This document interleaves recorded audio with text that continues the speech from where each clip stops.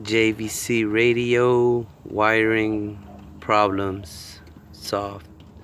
If anybody has a JVC radio and this pops up in your screen, this is what you can do to fix it. You see that? There you go. So what I did was,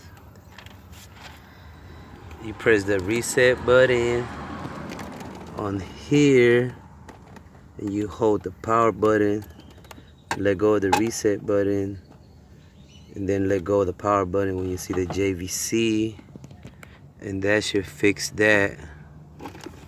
And there it goes.